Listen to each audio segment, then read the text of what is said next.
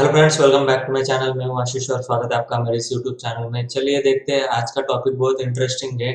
Intraday trading के बारे में हम लोग आज बात करने वाले हैं कि इंट्राडे ट्रेडिंग में आप कौन सा सेटअप यूज कर सकते हो और कौन सा सेटअप में कितनी प्रोबेबिलिटी है और सेटअप में आपको कब एंट्री और एग्जिट लेनी है, ये आज मैं आपको वीडियो में बताने वाला हूँ। तो बेसिकली मैं कुछ इंडिकेटर यूज करने वाला हूँ। तो इंडिकेटर को यूज करने से क्या होगा कि आपको क्लियरिटी मिलेगी कहाँ एंट्री करनी है, कहाँ एग्जिट करनी है। तो बहुत ही इंटरेस्टिंग वीडियो होने वाला है। वीडियो को लास्ट तक जरूर देखना, क्या इंडिकेटर है, कौन सा है, उसमें क्या सेटिंग है, तो आपको पता चलेगा। तो चलिए मैं इंडिकेटर्स में जाकर आपका जो भी टर्मिनल होगा आप उसमें जाकर ये इंडिकेटर लगा सकते हो। फायर्स का होगा, नहीं तो ट्रेडिंग व्यू पर आप लोग जाकर अपना फ्री अकाउंट ओपन कर सकते हो, लॉग इन कर सकते हो। ट्रेडिंग व्यू पर बहुत अच्छे चार्ट दिखता है मतलब। और इंडिकेटर इसमें 3 इंडिकेटर्स तक आप फ्री यूज कर सकते हो। तो ये 3 इंडिकेटर आपको आसानी से या ट्रेडिंग व्यू के प्लेटफॉर्म पर यूज करने के लिए मिल जाएंगे। तो चलिए हम लोग यूज करने वाले हैं एक्सपोनेंशियल मूविंग एवरेज, EMA। अगर आप सर्च बार में जाकर EMA टाइप करोगे तो पहले ही नंबर का आपको इंडिकेटर मिल जाएगा, मूविंग एवरेज एक्सपोनेंशियल करके। इसे 3 बार क्लिक करना है, मतलब 3 बार ये यहाँ पर लग जाएगा। ठीक है, तो इस तरीके से यहाँ पर दिख रहा होगा आपको। तो इंडिकेटर में पहले EMA के इंडिकेटर में क्या लगाना है, यहाँ पर आपको स्टाइल दिख रहा होगा। तो यहाँ पर आपको कोई भी एक कलर चूज करना है। तो मैं अपने हिसाब से कर रहा हूँ कलर, तो आप भी अपने हिसाब से कर सकते हो। तो मैं इसे ग्रीन कलर का दे रहा हूँ और थिकनेस में यहाँ पर थोड़ी इंक्रीज करके यहाँ पर इस लाइन को इस तरीके से देखना चाहता हूँ। बाद में हमें क्या करना है, इनपुट्स में जाना है, यहाँ पर लगाना है 50। लेंथ को हम कर देंगे 50 और बस इसे बाकी कुछ नहीं करना है, यहाँ पर ओके कर देना है। वैसे हमें दूसरे वाले EMA पर आकर यहाँ पर इनपुट्स में लेंथ को जो है वो 100 करना है। लास्ट वाला हमने 50 किया था, या इस वाले को हम 100 करके स्टाइल में जाकर इसका कलर जो है हम लोग चेंज करने वाले हैं। तो मैं इसे ब्लू ही रखना चाहता हूँ, तो मैं इसे ब्लू ही रहने दूंगा और इसे मैं कट कर दूंगा। ठीक है, और लास्ट वाला जो EMA है उसे हमें सिलेक्ट करके सेटिंग में जाकर उसे लेंथ में हमें 200 कर देना है, मतलब इसका 200 डे का मूविंग एवरेज हो जाएगा। और इसका जो कलर है वो मैं रखूंगा ब्लैक कलर। ठीक है, और अगर आपका ब्लैक टर्मिनल है तो आप व्हाइट कलर भी रख सकते हो। और लेंथ को इस समय बढ़ा देता हूँ, तो इसे कट कर देंगे। तो दिखने में ये कुछ इस तरीके का दिखेगा। बहुत सारे बड़े ट्रेडर जो है वो इसी पर ट्रेड करते हैं। तो आपको ये इस तरीके का इंडिकेटर यहाँ पर दिख रहा होगा। ये बहुत लोगों के चार्ट पर आपने देखा होगा। अभी ये लगा लिया है, इसके बाद में क्या करना है, लगा लेने से कुछ नहीं होगा। इसको ट्रेड करने का लॉजिक होना चाहिए, तब भी आपको ये इंडिकेटर प्रॉफिट देगा।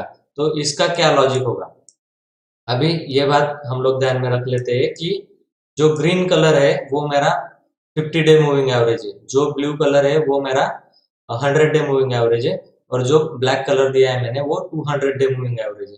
तो इसे ट्रेड करने का तरीका हम लोग जान लेते हैं। आप लोग यहाँ पर देख पा रहे होगे कि अ, इस ट्रेड में जब स्टॉक नीचे गिरा था, लोग थोड़ा क्लियर कर लेते हैं इसे। ये देख सकते हो आप लोग, अभी पता चलेगा। ये स्टॉक जब नीचे गिर रहा था और जब ये सारे मूविंग एवरेजेस को ब्रेक करते हुए नीचे की तरफ चला गया। ठीक है, यहाँ पर आप देख पा रहे होंगे कि ये मूविंग एवरेजेस सारे ऊपर की तरफ है और स्टॉक जो है वो बहुत उसके नीचे चला गया। तो इस सिनारियो में क्या होगा, जो ब्लैक लाइन है वो सबसे ऊपर रहेगी, जो ब्लू लाइन है वो हमेशा बीच में रहेगी। ठीक है, हमेशा। और जो ग्रीन लाइन है वो ब्लैक लाइन को और ब्लू लाइन को कट करते हुए नीचे की तरफ आ जाएगी। तो इसका क्या मतलब हुआ कि 200 डे मूविंग एवरेज और 100 डे मूविंग एवरेज को कट करके 50 डे मूविंग एवरेज नीचे जा रहा है उनके। ये देख पा रहे हो, इंटरसेक्ट कर रही है यहाँ पर, वो नीचे जा रहा है। इसका मतलब क्या, स्टॉक में सेलिंग आ रही है, स्टॉक नीचे गिर रहा है, ये नीचे गिरता हुआ दिख रहा है। तो अभी इंट्राडे में हमें इस तरीके से स्टॉक को सिलेक्ट करना है और इसका टाइम फ्रेम होगा एनालिसिस करने का हमारा 15 मिनट, 30 मिनट, 5 मिनट का। ठीक है, जितना आप बड़ा टाइम फ्रेम रखोगे, अभी मैं यहाँ पर टाइम फ्रेम 30 मिनट का कर लेता हूँ, तो यहाँ पर मुझे और ज्यादा क्लियरिटी मिल जाएगी और ज्यादा मुझे क्लियर हो जाएगा ट्रेंड के बारे में। तो मैं बेसिकली 15 मिनट में करना चाहता हूँ इसे, तो आप लोग भी देख सकते हो कि 15 मिनट आप अपने हिसाब से जो टाइम है वो एडजस्ट कर सकते हो। तो अभी ट्रेड कहाँ पर ले, अभी मुझे जो यहाँ पर दिख रहा है कि स्टॉक में मूवमेंट हो चुका नीचे का, ठीक है। अब क्या है कि स्टॉक इन सारे मूविंग एवरेजेस के नीचे ट्रेड कर रहा है। निफ्टी में आज आप लोग देखोगे तो निफ्टी में भी आज का ट्रेड जो है वो सारे मूविंग एवरेजेस के नीचे निफ्टी ट्रेड कर रहा है, ठीक है। अभी निफ्टी सेलिंग जोन में है, इसलिए ये सारे मूविंग एवरेजेस को छोड़ के नीचे ट्रेड कर रहा है। अभी निफ्टी को बाय कब करेंगे हम लोग, निफ्टी को हम तभी बाय करेंगे जब ये ग्रीन लाइन, ये ग्रीन लाइन, ये ब्लू लाइन और ये ब्लैक लाइन, ये एक साथ आ जाएंगे और ये ग्रीन लाइन जो है वो ऊपर की तरफ इन दोनों लाइन को क्रॉस करेगी। यहाँ पर अपना निफ्टी का जो चार्ट है वो कुछ इस तरीके का पॉजिटिव दिखने लगेगा, तब हमें निफ्टी में बाइंग स्टार्ट करनी है। तो इसी तरीके से आप लोग स्टॉक में भी कर सकते हो। फॉर एग्जांपल के लिए मैं यहाँ पर दिखा देता हूँ कि किस तरीके से ये दिखता है। तो ठीक है, ये देखिए ग्रीन लाइन जो है वो पहले ब्लू ब्लू लाइन को कट करेगी, बाद में जाकर ये ब्लैक लाइन को कट करेगी।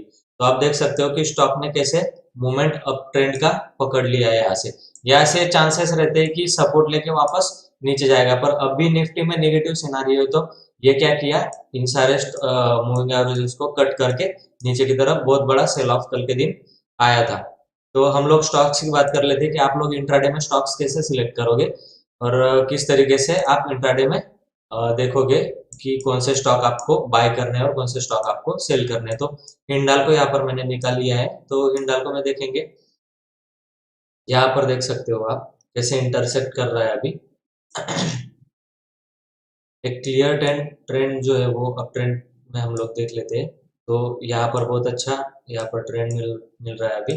ये जो था ये ग्रीन लाइन को ब्लैक लाइन को ग्रीन लाइन ने कट करके ये नीचे की तरफ आ गया था, ठीक है। यहाँ पर आपको एक सेलिंग का ट्रेड मिला। अब बाइंग कब करेंगे, तब तक बाइंग नहीं करेंगे जब तक ग्रीन लाइन जो है वो ब्लू लाइन को काट कर ये इंडिकेट ना कर दे कि ये ऊपर की तरफ निकलने वाला है। तो कहाँ पर काटा इसने, ब्लू लाइन को इस ग्रीन कैंडल में, ठीक है। इस ग्रीन कैंडल में पॉजिटिव मूवमेंट आया, फिर हमें स्टॉक बाय कर लेना है क्या, तो नहीं करना है हमें यहाँ पर स्टॉक बाय, क्योंकि ये क्या होगा, एक मूवमेंट देगा अप ट्रेंड की तरफ और बाद में जब ये क्रॉस कर जाएगा ना, तो इस ये ग्रीन लाइन सबसे ऊपर रहेगी, फिर उसके बाद में ब्लू लाइन रहेगी 100 डे मूविंग एवरेज, उसके बाद में 200 डे मूविंग एवरेज रहेगी। तो जब भी स्टॉक ऊपर जाके रिट्रेसमेंट देगा ना, तो 50 डे मूविंग एवरेज मतलब ग्रीन लाइन को ही सपोर्ट लेगा, जैसे यहाँ पर दिख रहा है आपको सपोर्ट। तो यहाँ पर आप इसे बाय कर सकते हो सपोर्ट पे, और आपने रखा स्टॉक को और स्टॉक ने दूसरे दिन कर दी गैप अप ओपनिंग। तो आप लोग देखोगे आप 397 पे आपने बाय किया और आपको स्टॉक ने कितना दे दिया, 412 तक का प्रॉफिट दे दिया। तो इंट्रा डे में या बीटीएसटी में ये ट्रेड अच्छी तरीके से काम कर गया। तो दूसरे स्टॉक भी देख लेते हैं, एक स्टॉक पे हम लोग नहीं जज कर सकते इसे, तो हम लोग आज कौन सा गिरा है स्टॉक सेलिंग के लिए भी देख लेते हैं। दीपक नाइट्रेट गिरा है, दीपक नाइट्रेट का 15 मिनट का चार्ट हम लोग लगा लेते हैं और इसमें देखते हैं कि आपको बैक टेस्टिंग करना पड़ेगा कि कौन से स्टॉक ने कब काम किया है, कौन सी कैंडल पे मिला है, तो आपको ये देखना पड़ेगा। और एक इसकी बात ये है कि ये जब भी ये तीनों लाइन एक जैसे ही ट्रेड करने लगे, तो ये समझ जाना कि अभी साइडवेज डायरेक्शन में है। तो इस काइंड ऑफ पैटर्न में हमें ट्रेड नहीं करना है, कोई भी ट्रेड हमें नहीं करना है, तो इसके लिए वेट करना पड़ेगा आपको। तो आज है चलो 16th ऑफ दिसंबर, तो 15 में चलते हैं हम लोग। 15 में ये क्रॉस किया हुआ है, देखो ये ग्रीन लाइन जो है वो भी यहाँ पर कट कर रही है। तो ये आपको कहाँ पर ट्रेड मिला, यहाँ पर आपका ट्रेड होना चाहिए था सेल टुडे बाय टुमारो। तो मतलब 15 दिसंबर को आपने सेल किया और आज आपने प्रॉफिट क्या किया, बुक कर लिया। इंट्राडे अगर करना है आपको, तो आपको जो है वो सपोर्ट ब्रेक करने के बाद में ही इंट्राडे ट्रेड करना है। जैसे कि अभी 15 दिसंबर को मतलब कल के दिन ये कैंडल खुली, खुलते ही साथ इसने क्या किया, ये 50 डे मूविंग एवरेज के ऊपर जाकर नीचे रिट्रेस हो गई, ठीक है। आप लोग देख पा रहे होंगे, तो यहाँ पर ये रिट्रेस हो गई है, ठीक है। तो ये कब अपना बाय होगा? 50 डे मूविंग एवरेज के पर ऊपर क्लोज करने के बाद में इसके ऊपर अगर कोई कैंडल निकलती है, ठीक है, इमीडिएट उस कैंडल में बाय नहीं करना है। या फिर आप अगर बाय करना चाहते हो तो 5 मिनट का टाइम फ्रेम आप यूज कर सकते हो। 5 मिनट टाइम फ्रेम में आपको क्लियर ट्रेंड उतना नहीं मिलेगा जितना 15 मिनट में मिलेगा। तो आप लोग यहाँ पर देख पा रहे होंगे कि ये 50 डे मूविंग एवरेज के ऊपर नहीं गई है। सेकंड कैंडल इसके ऊपर क्लोज की, पर उसकी कोई फॉलो अप कैंडल नहीं बनी। मतलब क्या कि एक कैंडल जो है 5 मिनट की, वो 50 डे मूविंग एवरेज के ऊपर क्लोज करनी चाहिए, और उसके बाद भी जो है उसकी फॉलो अप कैंडल बनेगी। तो हम लोग क्या कर सकते हैं कि इसकी फॉलो अप कैंडल के ऊपर बाय कर लेंगे, और इसी कैंडल के नीचे या फिर इस डे लो के नीचे हम लोग अपना स्टॉप लॉस रखेंगे। इस तरीके से इंट्राडे ट्रेड हम लोग प्लान करेंगे। पर इस केस में क्या हुआ है कि इसकी कोई फॉलो अप कैंडल नहीं बनी, इमीडिएटली ये 50 डे और 100 डे के नीचे आ गया। तो हम लोग क्या करेंगे, जैसे ही ये 200 डे भी ब्रेक करता है या फिर 50 डे ब्रेक करता है, तो हम लोग क्या करेंगे, सेलिंग साइड में ट्रेड ले लेंगे। तो हमारा सेल अभी 50 डे मूविंग एवरेज के नीचे इस कैंडल ने क्लोज किया, और 100 डे के नीचे भी क्लोज कर दिया है। तो इसकी अगर फॉलोअप कैंडल बनी, सेलिंग कैंडल जिसे हम बोलते हैं, वो अगर बनी तो हमें सेल साइड का ट्रेड यहाँ पर मिल जाएगा। तो आप लोग देख सकते हो कि इस 50 डे मूविंग एवरेज के नीचे इसने क्लोज किया, और उसकी ये सेलिंग कैंडल फॉलोअप कैंडल बनी। तो इस पे हमें सेल साइड का ट्रेड लेकर इसका इस कैंडल प्रीवियस कैंडल का हाई हमें स्टॉप लॉस रख देना है। तो अगर ये स्टॉप लॉस आपको बड़ा लग रहा है, तो आपको इनिशियल क्वांटिटी जो है वो कम रखनी है। मतलब आप रेगुलरली 100 क्वांटिटी अगर ट्रेड करते तो आपको उसकी हाफ क्वांटिटी ट्रेड करनी, क्योंकि स्टॉप लॉस बड़ा लगने वाला है। तो बहुत बड़ा स्टॉप लॉस अगर लग रहा है तो क्वांटिटी कम कर दो, नहीं तो आपकी रिस्क कैपेसिटी तो आप फिर फुल क्वांटिटी भी यहाँ पर ट्रेड कर सकते हो। उसके बाद में क्या किया, इसने 200 डे भी ब्रेक कर दिया और ये कंसोलिडेशन में चला गया। अभी यहाँ पर हमें स्टॉप लॉस का वेट करना है। अगर स्टॉप लॉस जाएगा तभी हम ट्रेड से एग्जिट करेंगे, अदरवाइज हम ट्रेड में एग्जिट नहीं करेंगे। तो देख सकते हो आप लोग कि बाद में क्या हुआ है। ये एक रिट्रेसमेंट तो आया, सेलिंग साइड का एक रिट्रेसमेंट तो आया, फिर बाद में प्राइस एक्शन बनाकर स्टॉक ने इस लो को जब ब्रेक किया तो फिर स्टॉक नीचे की तरफ गिर गया। और कितने परसेंट गिरा है, अगर मैं यहाँ पर शॉर्ट सेलिंग की पोजीशन बनाता हूँ, ठीक है, तो ये नियर अबाउट दिन भर ये गिरता रहा, और इसने जो है डे तो यहाँ तक, ठीक है, हाई पर हम लोग डे एंडिंग में निकल गए होंगे, ठीक है। तो आप देख पा रहे होंगे यहाँ पर आपका स्टॉप लॉस है, इस कैंडल के ऊपर 10 रुपए का आपका स्टॉप लॉस था, और आपको प्रॉफिट कितना मिला है, 24 की क्वांटिटी यहाँ पर, और स्टॉप लॉस 10 का, और पीएनएल आपका 7.40, ठीक है। तो 42 रुपीज का स्टॉप लॉस, मतलब 2% का आपको यहाँ पर इंट्राडे में मिल गया। तो 2% बहुत अच्छा रिस्क टू रिवॉर्ड रेशो होता है। मतलब 0.45%, मतलब आधा परसेंट का आपका स्टॉप लॉस हो गया और 2% आपने कमा लिए। तो ये 1:3 का रिस्क रिवॉर्ड रेशो शायद हो रहा है। तो आप देख सकते हो 10 रुपए का स्टॉप लॉस लगाकर आप अगर 40 रुपीज का प्रॉफिट ले रहे हो, तो 1:4 का हो गया ये रेशो। तो इंट्राडे में इससे बढ़िया रेशो आपको नहीं मिलेगा। तो इस टेक्निक को आप लोग बैक टेस्ट कीजिए और छोटे क्वांटिटी से ट्रेड कीजिए। तो अभी क्या होगा, बाइंग का सिनारियो कब बनेगा, जब ये ब्लू लाइन और ब्लैक लाइन को ग्रीन लाइन ऊपर की तरफ ब्रेक करेगी और ये स्टॉक प्राइस एक्शन बनाकर ऊपर निकलेगा, तब हम लोग यहाँ पर बाय करेंगे। नीचे का स्टॉप लॉस लगाकर टारगेट के लिए अपना वेट कर सकते हैं। और टारगेट क्या रहेगा, जनरली टारगेट प्लान करना कि स्विंग हाई जहां से ये ब्रेक किया है उसका टारगेट रखने की कोशिश करना है, ठीक है। तो यहाँ का टारगेट बनेगा, और यही ये ब्रेकआउट के आसपास हमारा बाय हो जाना चाहिए। मतलब 216 के आसपास अपना बाइंग हो जाएगा, और 2240 के पास अपना स्टॉप लॉस हो जाए, मतलब टारगेट हो जाएगा। तो आपको कितना रिस्क रिवॉर्ड रेशो मिलेगा यहाँ पर, अगर वैसी बात करें तो, एक मिनट, लॉन्ग साइड का ट्रेड है, 116 का ट्रेड है, 10 रुपए का स्टॉप लॉस, और टारगेट रहेगा आपका 240 का। तो ये जो है अपना आपला आपका स्टॉप लॉस हो गया 12 रुपए का स्टॉप लॉस और 80 रुपीज का टारगेट। मतलब इंट्राडे में ये पॉसिबल दीपक नाइट्रेट में हो सकता है, मगर इंट्राडे में स्टॉप लॉस ट्रेल करना भी पॉसिबल है। मतलब आपका स्टॉक अगर 10-20 रुपए ऊपर चला गया तो आप cost to cost stop loss लगाकर उसे छोड़ सकते हो दिन भर के लिए। और जो भी हाईएस्ट आपको स्विंग जहां से मिले, मतलब प्राइस ऐसे कुछ ऊपर गया और यहाँ से घूमता हुआ दिखे, तो यहाँ पर भी आप अपना प्रॉफिट बुक कर सकते हो।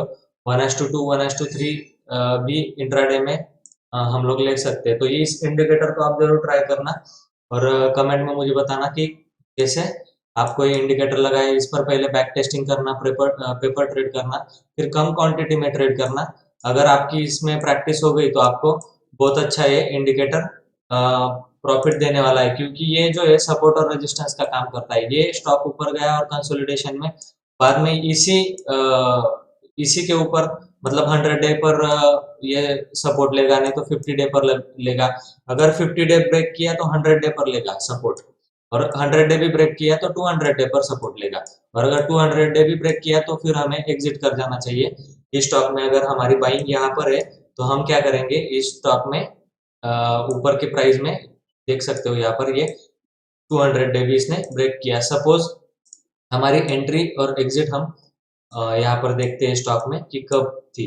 तो इसने ये कैंडल ने अभी ग्रीन लाइन ब्रेक किया, इस कैंडल में हम लोगों ने क्या किया, एंट्री की, और यहाँ पर जो है हमें स्टॉक को रखना है। और जैसे ही ये 200 डे मूविंग एवरेज के नीचे आए तो हमें इसे निकाल देना है। तो अभी 2221 पर आपका एग्जिट हो गया, और आपने बाय कहाँ पर किया था, आपने सपोज इस ब्रेकआउट में बाय किया था 2170 पर। तो आप लोग देख सकते हो यहाँ से लेकर यहाँ तक का आपका प्रॉफिट हो गया। तो ये बहुत अच्छा रिस्क रिवॉर्ड रेशो मेंटेन आपका यहाँ पर हो जाएगा, और आपको पता भी चलेगा कि हाँ यहाँ पर सपोर्ट लिया या फिर 50 डे मूविंग एवरेज पे सपोर्ट लिया, कौन सा ब्रेक किया और कहाँ पर सपोर्ट लिया। अभी इस कैंडल ने यहाँ पर सपोर्ट लिया और रिट्रेस हो गई, और ये वापस से 50 डे मूविंग एवरेज के ऊपर चली गई। तो आप लोगों को टेंशन लेने की कोई जरूरत नहीं। आप अपना स्टॉप लॉस इस कैंडल के नीचे भी ट्रेल कर सकते हो। तो फिर आप इस कैंडल में एग्जिट आपको मिल गई और प्रॉफिट आपका यहाँ से यहाँ तक का बन गया। तो ट्रेलिंग स्टॉप लॉस भी यहाँ पर काम करता है, पर विदाउट स्टॉप लॉस